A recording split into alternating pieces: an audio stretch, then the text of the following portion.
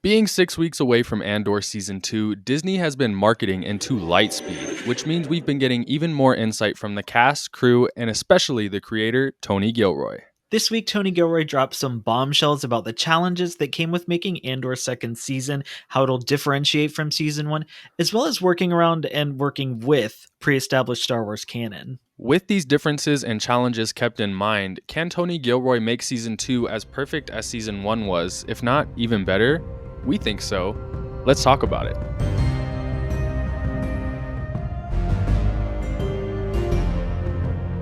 Welcome back to This is The Way Seekers, a podcast for Star Wars fans by Star Wars fans. My name's Austin SWE, and I'm joined with my co-host once again, Scotty Holiday, to be discussing Andor Season 2 because we have even more updates on the show.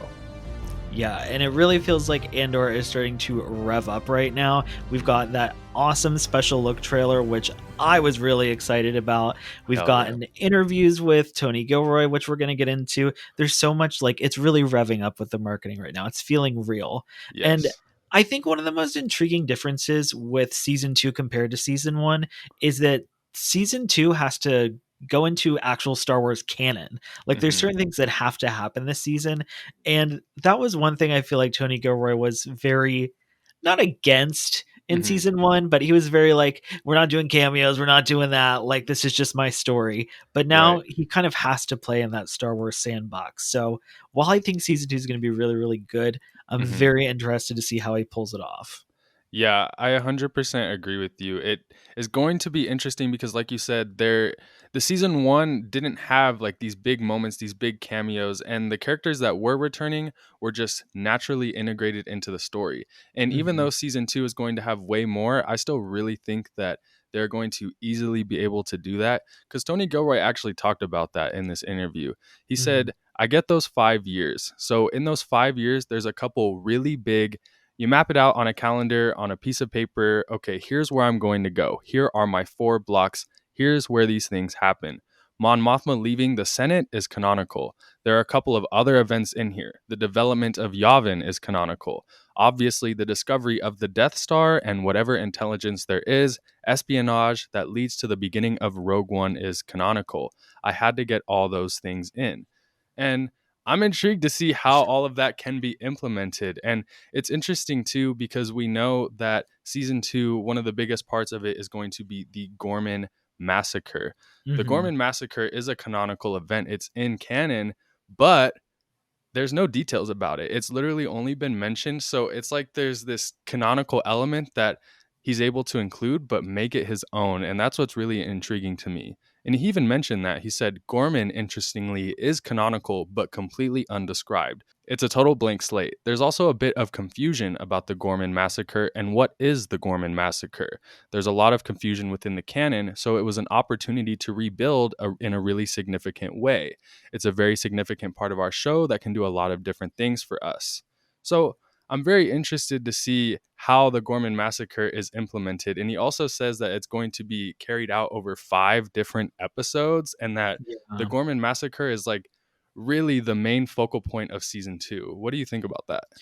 It stresses me out a little bit. only because we know that we're going to be skipping between years.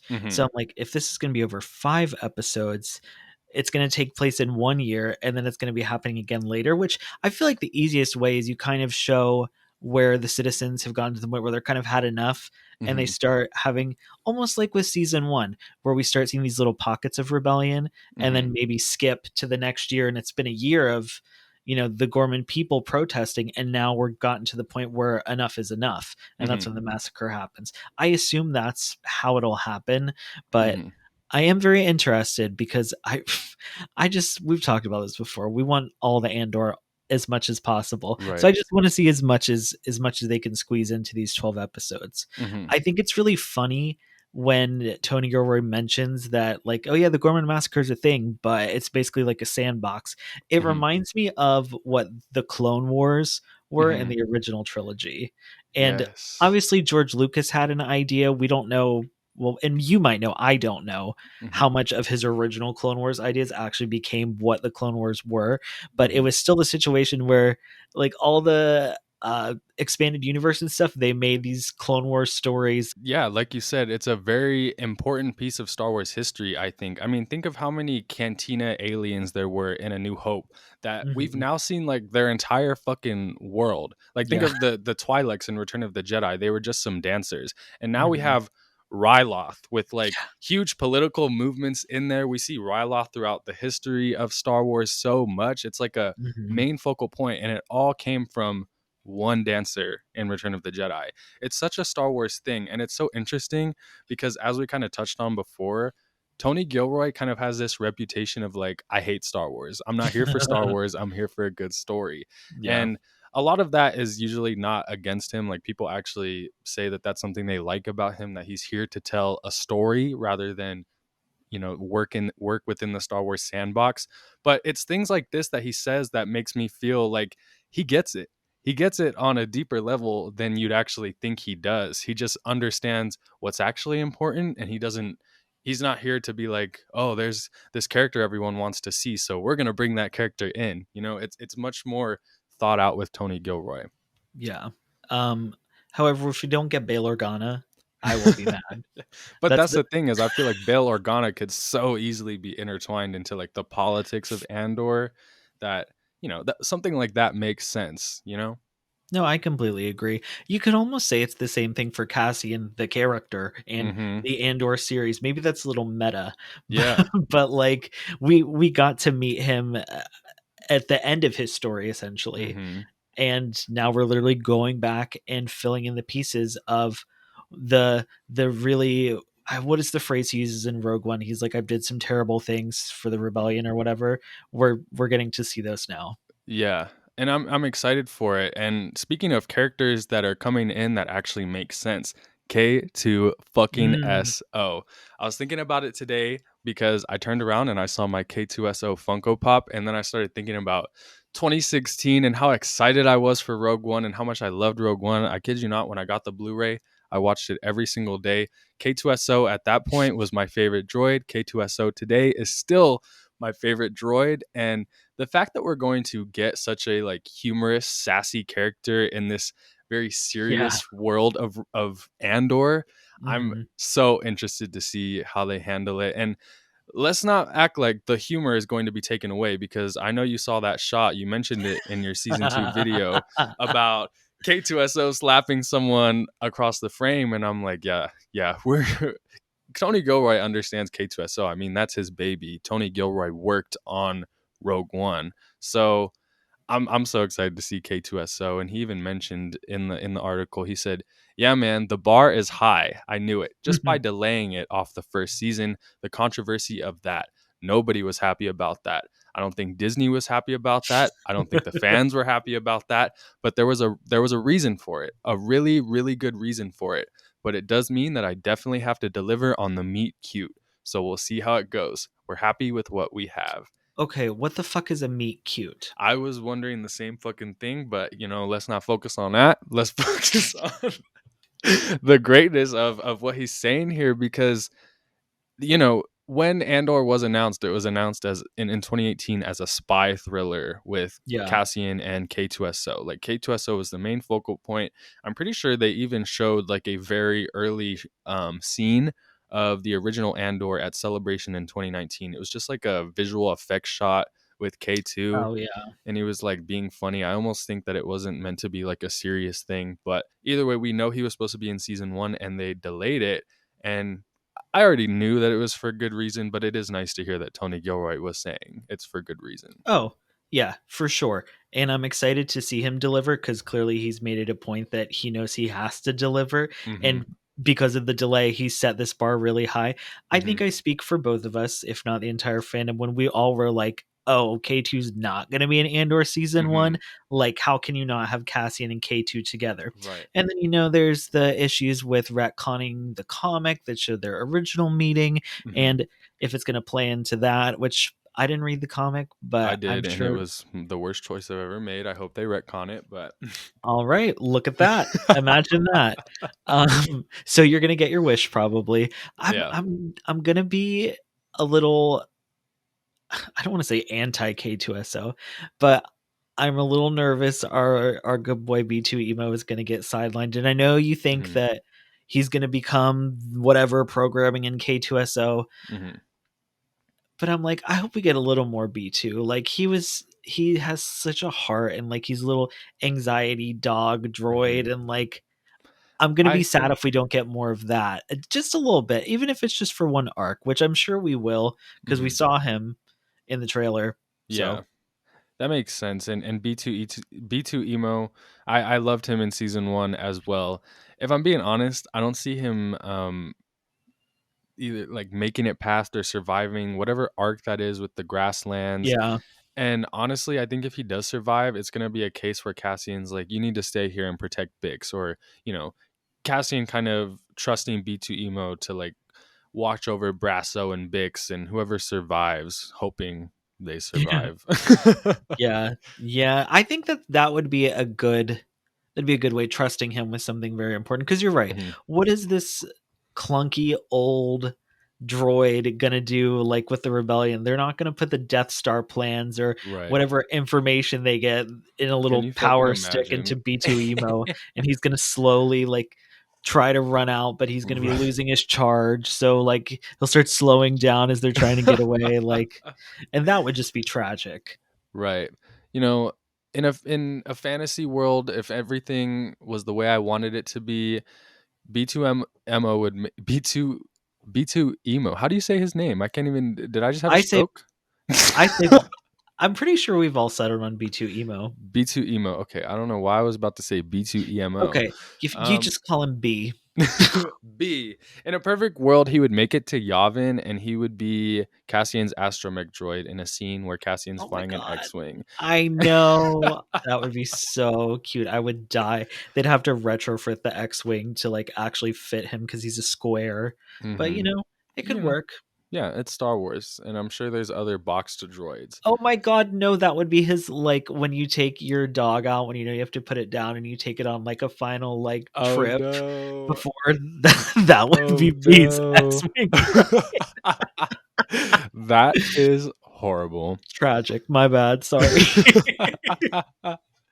So we know that season 2 is going to include a lot of Star Wars canon tie-ins, but something that Andor is kind of known for is its tie-ins to the real world. And something Mhm. that I thought was interesting from the articles with Tony Gilroy is it's not necessarily something that is intentional. It's not Mhm. like there's someone. Well, let me just read what he says. No one was working on the show with a newspaper at any point in time. We write so far in advance. I've said this before.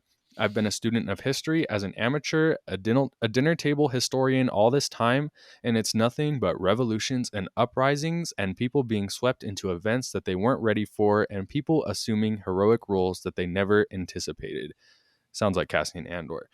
One of the really cool things about doing this show is the opportunity to use all the 3 o'clock in the morning reading I've wasted over my life to do that. So it's not trying to rhyme with anything. The sorry truth is, and here's a cliche, history repeats itself. So I want to make the show timeless, I suppose. So it's not that they're reading stories about our current president and being like, oh, look at the way that the American Revolution and the American Empire is falling. Let's talk about that in Andor season 2. They wrote Mhm. these scripts so long ago that that's not a thing. What's happening is history repeats itself, fascism repeats itself. The things that are happening today in many countries, including our own, are things that have happened before and we read about in our history books. And all Tony Gilroy is doing is basing it off of the things that he read as a dinner table historian. And I think that's so interesting, but also kind of sad and gross and evil about just the way things operate in our world. But I think he put this super eloquently because I think that's the best way to put it. mhm, Unfortunately, it is timeless yeah. because we've read it in the history books, we see it on the news now, and I mean, there are plenty of times where I, on a much smaller scale, but have found myself stepping into roles or speaking out about something. And these are things I never thought I would have to do. And like we know, Cassian's stepping into a rebellion that he never thought he was going to be a part of. We Mhm. saw him just trying to get into it, get the money, and be done with it in season 1, and that wouldn't happen. Like, people have to rise up to make these changes, Mhm. and if people don't continue to rise up, then what's the alternative? Mhm.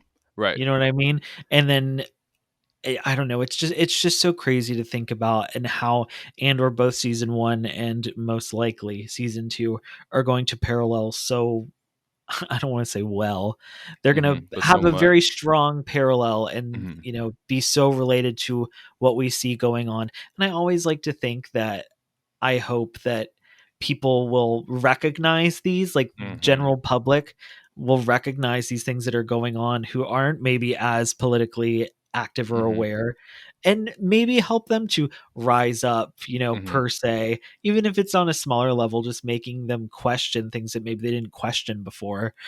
And I Exactly. love that. I love media that can do this. And I'm very thankful that we have the writing team, Tony Mhm. Gilroy, that worked on these scripts, because it's just so much more accessible. And Right. sometimes people, when you're watching news and stuff consistently, it's easy to tune Mhm. that out. But when you're seeing it through like a form of media, you Mhm. don't even realize how much more you could be paying attention to it. And then you connect the dots. It's Yeah. great. End of Exactly. story. Star Wars is political. Get over it.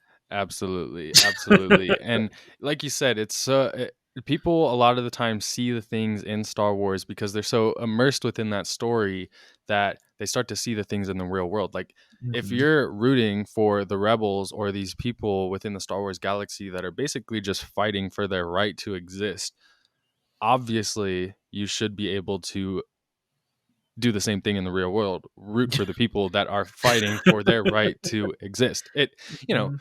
it, it's something that seems obvious, but it's also something that a lot of people need. And, I'm really glad that Star Wars and George Lucas has always set out to be something like that, especially because Star Wars at its core was always made for a younger audience, like 12-year-olds. 12-year-olds that are navigating the real world for the first time and teaching them Yeah. these lessons. These are things that they can take away from. And yeah, I really like it. And it's still just so crazy to me how much Andor parallels the things we're seeing today, that it's not an intentional choice. Even Tony Gilroy was talking about like Cyril Karn in this interview, and he was talking about Cyril as a character is someone who would have really accepted anyone, or would have you know embraced any type of family that would have taken him in. And Yeah. unfortunately, the family that took him in was the evil fascist empire. But The easy route. exactly. But The dark side, the easier route. right, exactly. But it's something that happens in our real world. It's something that happens within the Star Wars franchise where, they tell people there's all these issues with Star Wars, and there's plenty of issues with Star Wars, but then they turn around and sell them that the solution is racism. That if we stopped casting black people in these roles and had any ties to any type of LGBTQ themes or any type of real world politics, that all of a sudden Star Wars would be great again. And that's basically Cyril Karn, if you think about it. Like, he's being sold a solution to his problem that is not going to solve his problem. And if we're being honest, if he went into the rebellion, all of his issues would have been solved. He would have been even more openly embraced. Those are the things that really make it feel real, and really make it feel like it's paralleling our real world. Well, what's the funniest part about that is going back to what you said about George Lucas making these stories for a younger generation, and thinking of Cyril, and how immediately, like, when we got to start to know his character, everyone was like, oh, he's an incel. Hmm. And we see, specifically with like young boys, Hmm. anger, mad at the world, Hmm. whatever, they start following people like, number one, Andrew Tate, and they Yep. start becoming super misogynistic, racist, Hmm. all this stuff, because they don't have anywhere to put their issues. They Hmm. don't have a way to deal with them, and they're just watching these things that make them think, oh, it's everybody else's fault that the Absolutely. world isn't working for me. I don't need to do anything to change. It's everybody else who has to change. Hmm. And thinking that, oh, here's Star Wars that George Lucas created to be like, hey, actually, we root for the rebels and fascism is bad. Right. And, this galaxy is for everyone. Mhm. It's just so crazy, these parallels, but they've been going on, as we've kind of touched on now, since the beginning. And Since I the love to see very, it very continued. beginning. Yeah, absolutely, and just add that to the list of reasons why Tony Gilroy understands Star Wars a lot more than people give him credit for. True, and unfortunately, I think this is gonna be his last Star Wars. Yeah. Yeah, he talked Unfortunately. about that in his in the interview as well. But I mean, like he said, he's been working on this for 10 years now. He was Yeah. basically the second unit director of Rogue One, the uncredited second unit director, may I add. Yeah. Um and now he's been working 6 years on this Star Wars show. It's interesting because as we know, season 2 was not just supposed to be one season. It was supposed to be 4 seasons with 5 seasons of Andor in total. And he kind of gave some insight into this, and I'm really interested to talk about those things. Yeah, and I feel like it's really hard as a creative to kind of do less than what you set out to do, because Right. I mean, even with us when we're planning podcast stuff, we come up with this big grand plan Hmm. and then it doesn't always work out. And I feel like usually it's me being like, Austin, we need to reel it in a little bit because it Right. ain't just going to happen. And Right. Tony Gilroy kind of talked about this as well. He said when we were filming, we were about halfway, three-quarters of the way through filming season 1. While I was really trying to come up with what was going to be the second season, we realized that we couldn't do 5 years. So that became a very rapid exploration. You have basically a year to work on the show.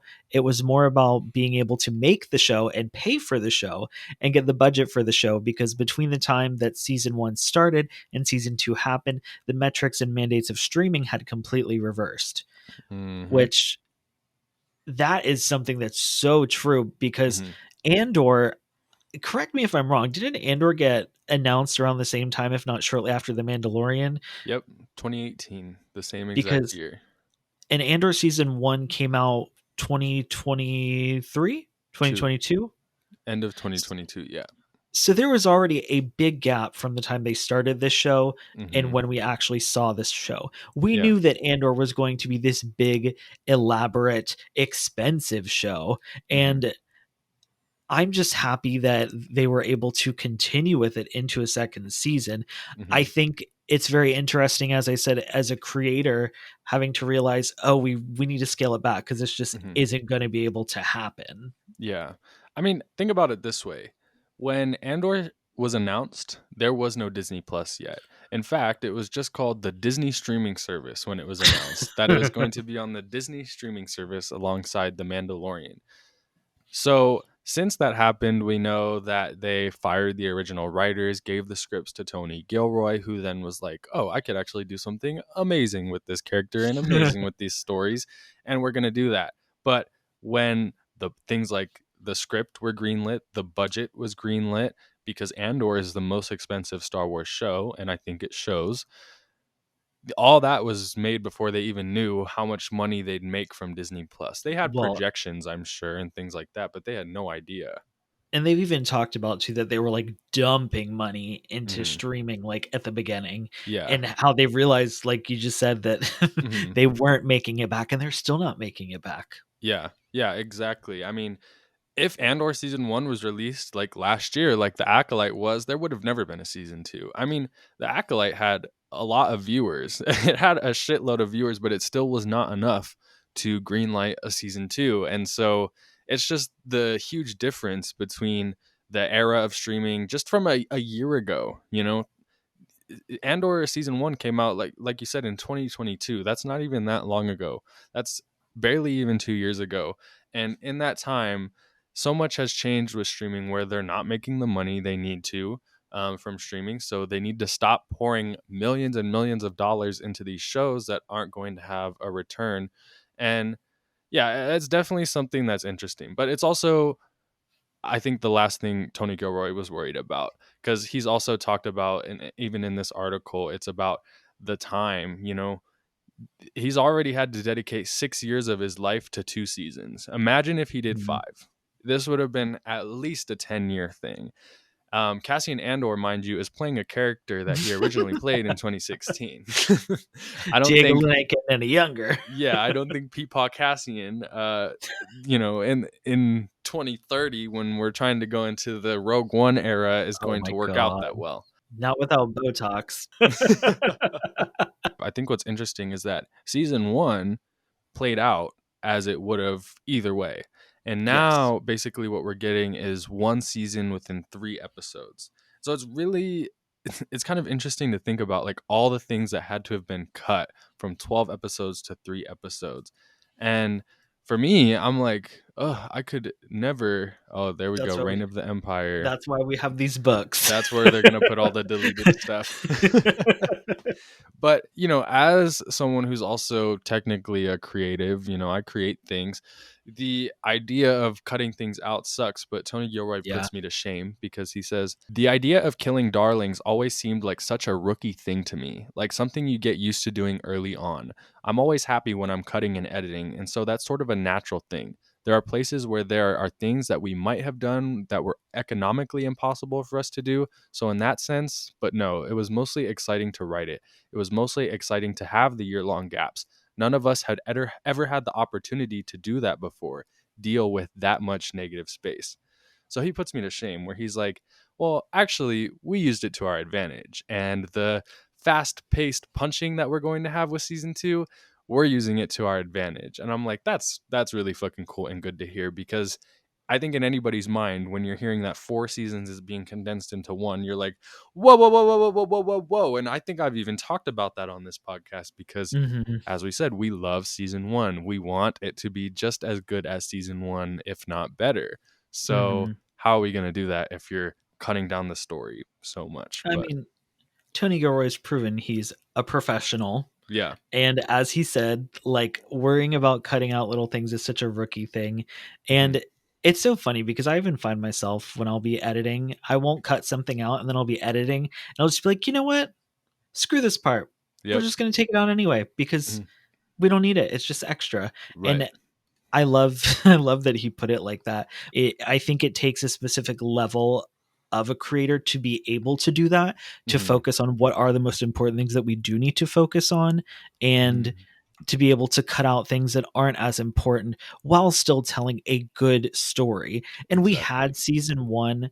We've talked about this with plenty of other Star Wars shows. Season 1 we really got to sit with our characters and they got to Mhm. develop.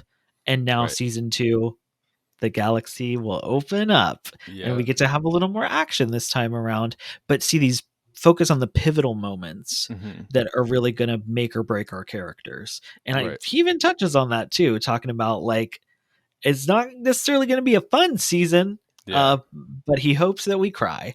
Yeah. And, Star Wars is always emotional. And it's another thing that, again, he understands Star Wars so much. I mean, think about it. The first Star Wars movie basically just drops you into the story.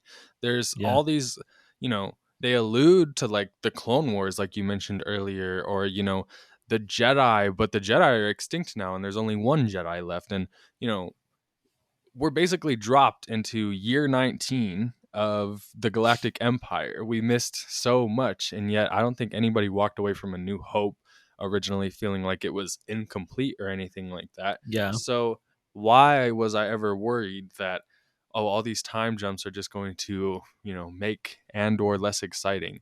It's more just like honestly comes from a selfish standpoint where I'm like, well, I want to see more Cassian Oh, Andor. I want to see more Rogue One stuff. yeah. No, But I completely agree with that. yeah, yeah, For like myself too. right. Yeah. So, if Tony Gilroy can throw away all his great ideas, I'm sure that we can reconcile with the fact that we're only getting 2 seasons of Andor. And quite frankly, I'd much prefer two fantastic, perfect seasons of Andor than 5 okay seasons of Andor. And from the sounds of it, he was talking about season 2 and honing in what the story would be. It doesn't sound like it was like this necessarily mapped out thing he had, like 5 seasons. If anything, it was just more general ideas like, here's what we're going to cover here. Here's what we're going to cover here. But he even said in the Gizmodo article that if he originally got to do 5 seasons, he's pretty sure that one season would have been dedicated to Cassian Andor's education. So like Mm. Yeah. It's like, what even education are you talking about? Because I'm like, education on rebellion or I think education in Rebellion. school or I think like Rebellion, it would because just later on he was talking about like the education he's gotten from characters like Kino Loy or Luthen yeah, Rail. So, yeah. Well, I mean, what it really comes down to for me, kind of echoing what you said, I'd much rather get the beginning and the end of a story with maybe a hmm little bit cut out hmm than getting a story without an ending at all. right, So if I get the highlights for it, I'd much rather have the highlights than nothing. And exactly. I'm turning around a little bit to this idea of these 3 episode arc launches. And when I tell myself, it's like we're getting a movie hmm from a fan perspective, I'm like, hell yeah. Yeah, So I'm trying to focus on that and not yeah. be like, how am I going to cover this? Well, Tony Gilroy understands our pain because he says He does. we heard about that as we finished. We finished the show in November, which they finished the show in November is crazy. He says that they had to wait for Skeleton Crew, but then he says it's a Disney decision. There's an internal logic behind it. They have their reasons. It's kind of cool. I mean, it puts a burden on podcasters. What are they going to do? It's a movie a week, you know? I thought about that later on. I know there are a couple of people that are going to be like, "Oh my god, I've got to stay up late tonight." We're That's those going people. Yep, that's going to be us. But yeah, honestly, like again, if Tony Gilroy is saying it's kind of cool, then who am I to say no? You know, I agree I because don't. that was my thing. He Right. didn't say he was like totally against it. He said he alluded to the fact that there's a good reason behind it. hmm So if he thinks there's a good reason behind it, and we clearly know he's not afraid to hmm necessarily bash Disney a little bit for their decisions or to Right. fight them on their decisions. hmm He's funny though. The way that he even mentioned earlier with the K2SO stuff about how he doesn't think Disney was happy that he cut K2 from season one. Yeah. I love his little comments. I don't know. Tony Gilroy to me is just one of the best, if not the best creator in the Disney era. He understands Star Wars in, I guess he doesn't I don't want to say he understands Star Wars in like the perfect way or the right way, but he understands Star Wars in a way that speaks to me personally. And I really enjoyed Rogue One. I really enjoyed Andor season 1, and I'm like 99.9% sure I'm going to love Andor season 2. And I'm just so thankful that, in this current climate of Star Wars where I've been complaining and complaining about everything, we're going into a show where I know it's what I love. I know it's from creators that I love, that I trust. And at the end of the day, that's what Star Wars is about. It's a big, huge fucking franchise, big, huge galaxy. And there's something for everybody. And this happens to be the thing for me. I think, at least for me, and even better, I think this is a better way to put it. I wouldn't even say that he understands Star Wars necessarily in that sense, and compared to like maybe other creators. I hmm think it's more of he understands how to tell a good story in the Star Wars universe. Right. Yeah. But I mean, he also understands like important things. Like, sure, he doesn't know about the Sith Wars from the Old Republic, but he You think understands. you think Tony Gilroy knows about midichlorians?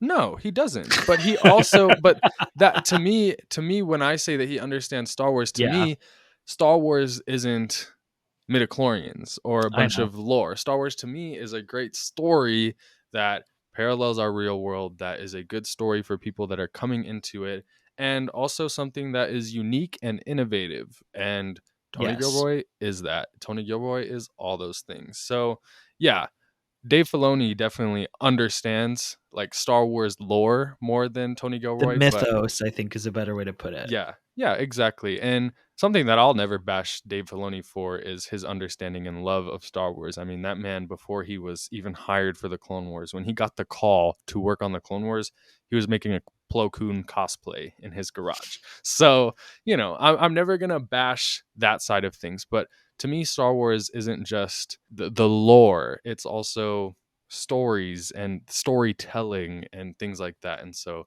that's why I love this little corner of the Star Wars galaxy, and I'm a little sad that it's going to be over in about 10 weeks. Well, I think Tony Gilroy is the unsung creator of the Star Wars creatives. Hmm. I feel like people don't always mention him, or he's always forgotten about. You hear so much about John, you hear so much about Dave, Right. and people are like, "Oh yeah, and Tony Gilroy was great." But Hmm. yeah, I think he deserves a lot more credit for what he has brought to this universe, for sure. Hmm. Yeah. So good on us for making about 30-40 minute podcast episode, basically glazing Tony Gilroy. Um, we were happy to do so, though. Agreed. So, Scotty, if there's nothing left, why don't you send us out of here?